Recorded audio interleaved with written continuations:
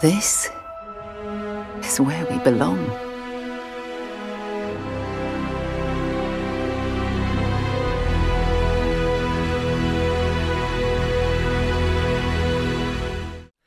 Hi guys, and welcome to another video with Zen the Freemaker, and this is where we belong.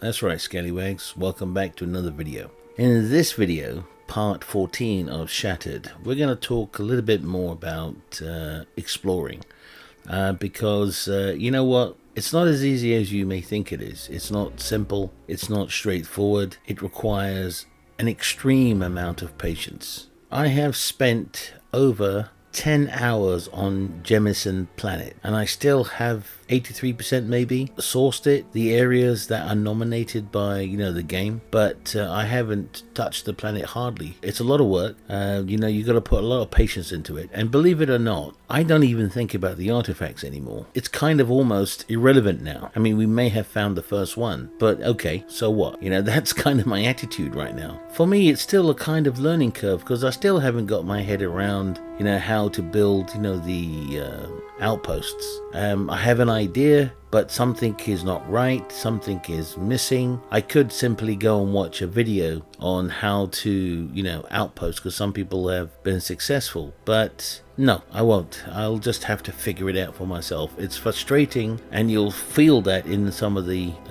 episodes or some of the parts that I've posted, but you know what, it's just worth the hassle. I have seen people saying they've got so many ships and they've stole this and they've stole that. I've actually almost stole the ship of my own, but unfortunately I don't have the skill yet to to take that ship, and I've got to build my skill points still. So yeah, it's just a question of getting it done. So I'm still on that damn planet. So I've spent well over 12 hours on it, and still I'm only, what shall we say, 83% of the entire planet. I think it's just that segment that I'm on. It is quite an interesting game. In fact, I think it's going to be so addictive. I don't think that I'm going to be able to play it literally every day, because once you sit down at the computer to play the game, you want to spend at least 3 to 4 hours. And of course, if you've got 3 to 4 hours to kill, that's fine. If you don't, like in my case,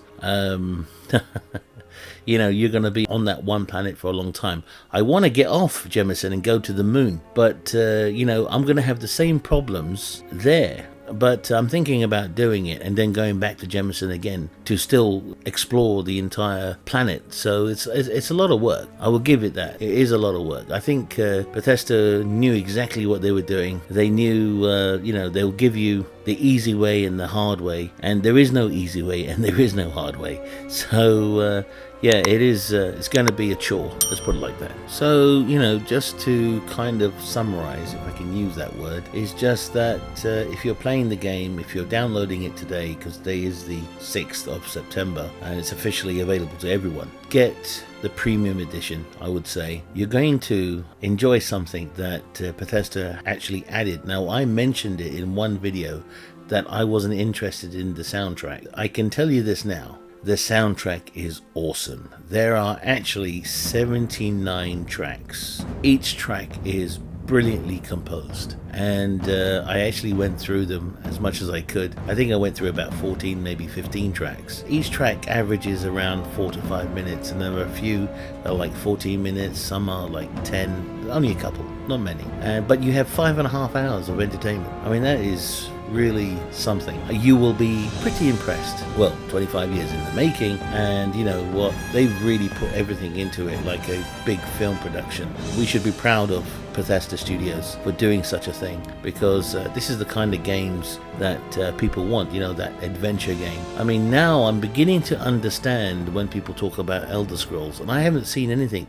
Well, I have seen a few videos on Elder Scrolls, on the last one, and it was interesting, but I didn't feel, it's not my kind of type of game. But I will look forward to Elder Scrolls, I think the next one, I think it's 5 or 6, when that comes out, because they're going to use most likely the same engine that they used for Starfield, and the details and the realism, the photorealistic environments, as well as, you know, the characters are going to be amazing. I can see that actually. So yeah, I understand now why you guys love the Elder Scrolls so much.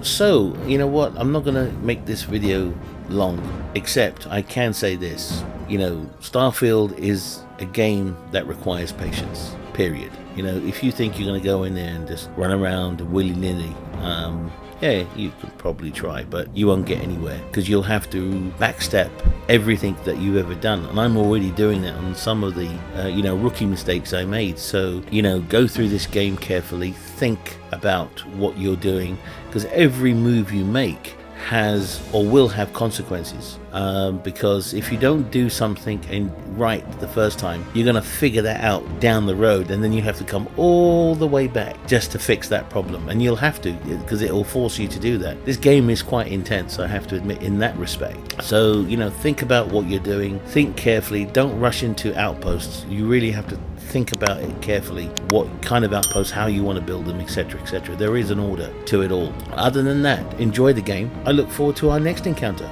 Ciao for now.